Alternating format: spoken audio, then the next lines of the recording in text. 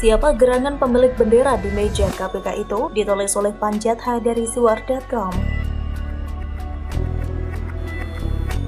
Sebelum kita lanjut, jangan lupa subscribe dan nyalakan loncengnya agar Anda menjadi yang pertama mendapatkan informasi dari jurnal terupdate.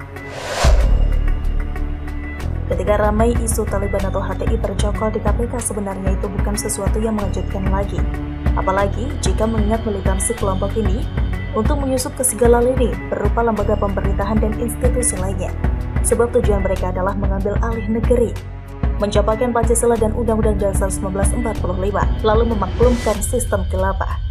Dan mengejutkan adalah sikap pemerintah yang selama ini terkesan diam-diam saja, terutama di masa SBY yang malah membiarkannya membesar. Padahal di eranya ada beberapa insiden yang dimotori kelompok ini. Ini sebenarnya pintu masuk untuk membasmi kelompok intoleransi tersebut. Misalnya tragedi Cikesting, Banten pada tahun 2011 yang menimpa sejumlah warga Ahmadiyah. Mereka dibantai bagai hewan oleh ratusan manusia beragama. Ada lagi kejadian pada tahun 2008 di mana gerombolan Laskar FPI menyerbu dan memporak-porandakan acara peringatan kelahiran Pancasila di lapangan Monas, Jakarta. Sangat memprihatinkan dan mengherankan, kok aksi kekerasan ini bisa berlalu begitu saja tanpa ada tindakan terhadap organisasi pengacau itu. Berani-beraninya mereka mengusik acara peringatan Pancasila. Padahal momen-momen itu sangat baik untuk menindak tegas dan membubarkan ormas-ormas pengacau itu. SBY sendiri sebagai pimpinan nasional kala itu sebenarnya sudah pernah mengisyaratkannya. Namun pentelan ormas itu justru mengancam agar SBY tidak macam-macam. Jika tidak ingin pemerintahannya jatuh, SBY pun mangkrak alias mingkem. Walhasil sebagaimana kita saksikan, kelompok-kelompok radikal itu pun aman dan sentosa mengembangkan sayapnya. Mereka mendapatkan kader-kader atau simpatisan di instansi-instansi penting dan vital. IPB, perguruan tinggi bergengsi dan berpengaruh, dikabarkan sudah lama tersusupi. UI Depok juga dikhawatirkan sudah tidak nyaman lagi. Diperkirakan seluruh instansi yang dianggap vital dan strategis akan mereka masuki dan kendalikan, termasuk KPK. Soal KPK sudah bukan rahasia lagi, sebab penceramah agama yang diundang untuk membangun iman mereka adalah sosok-sosok yang tidak ramah pada pluralisme dan kebinekaan. Tengku Zulkarnain almarhum pernah mengaku sudah belasan tahun mengajar di KPK. Mungkin Khalid Syau DKK juga rutin diundang ke sana. Besar dugaan KPK sudah berhasil dikuasai. Para komisioner yang ditempatkan berdasarkan seleksi pansel, kabarnya bukanlah pimpinan sebenarnya atas KPK itu.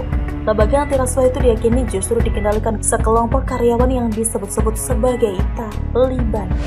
Ada analisis bahwa keberadaan mereka dalam rangka mengamankan langkah pencapresan seseorang yang akan memuluskan tercapainya cita-cita mereka untuk menjadikan negeri ini khilafah. Orang ini akan diusahakan jadi kontestan pada 2024 nanti.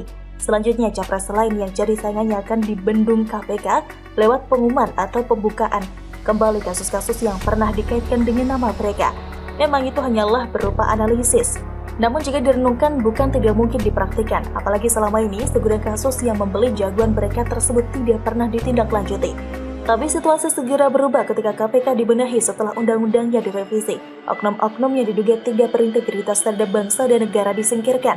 Setelah itu jagoan mereka yang dulu dijadikan the untouchable mulai dipanggil ke KPK sekalipun masih sebagai saksi. Tapi itu sudah merupakan sebuah indikasi bagus bahwa pengaruh Taliban sudah disisihkan. Menyusul dipecatnya 56 pegawai yang tidak lulus TWK, viral pula sebuah foto di medsos berupa bendera kecil HTI yang tertancap di meja kerja pegawai KPK. Menurut cerita, seorang satpam KPK yang berpatroli di malam hari memergoki bendera tersebut dan memotretnya. Katanya masih ada beberapa meja yang menampilkan bendera sejenis. Ketika foto itu viral, heboh pun terjadi.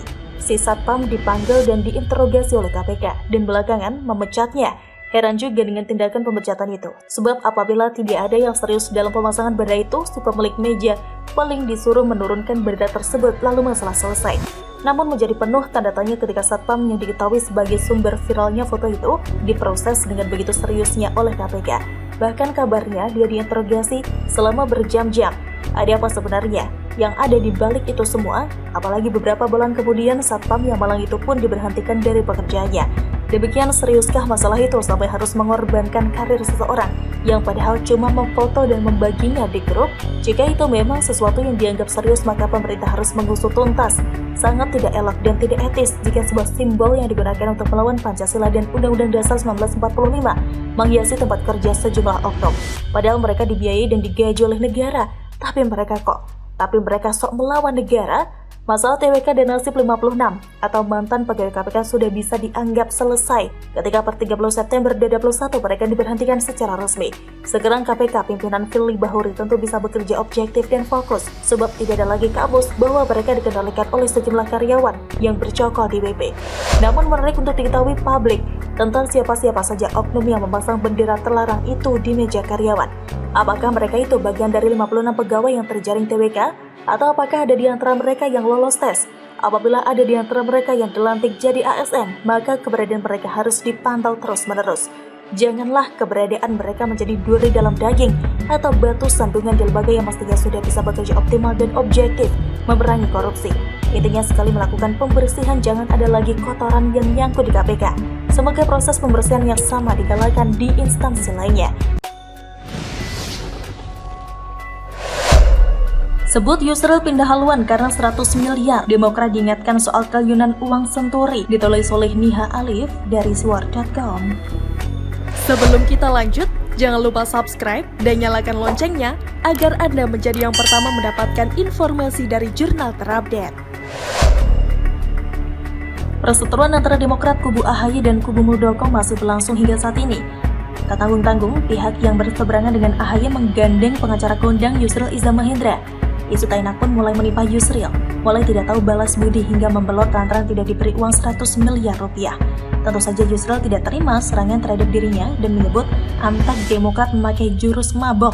Bahkan influencer Denny Siregar ikut berkomentar hingga ada yang mengungkit masalah senturi.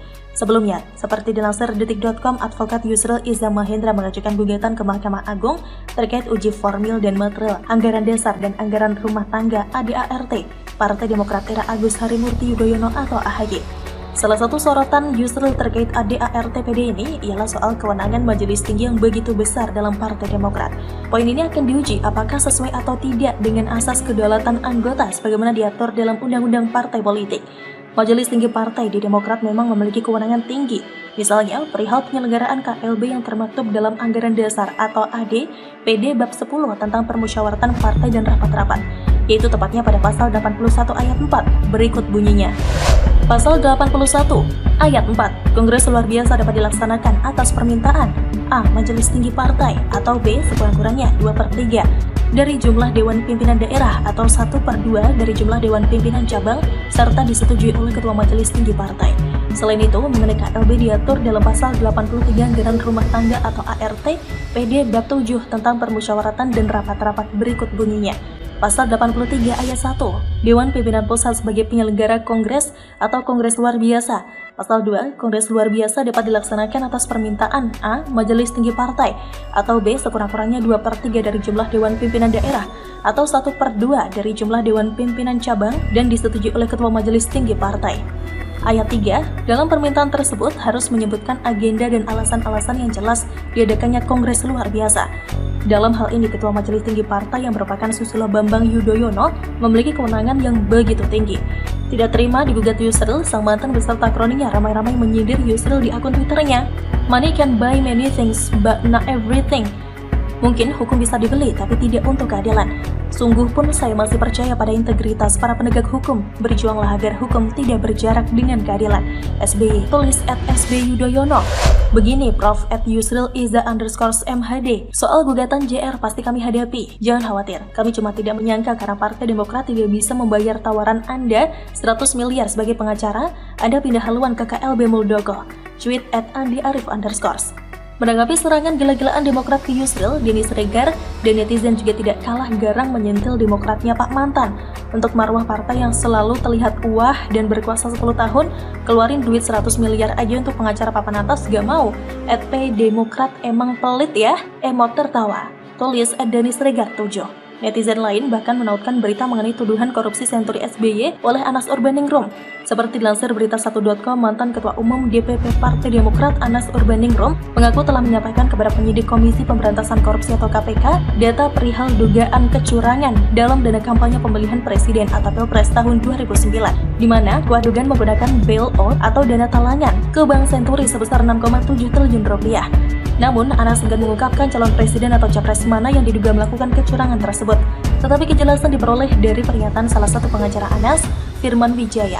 Di hadapan awak media, ia meyakini bahwa aliran dana bailout Bank Senturi digunakan oleh Capres Susilo Bambang Yudhoyono untuk kampanye pada tahun 2009.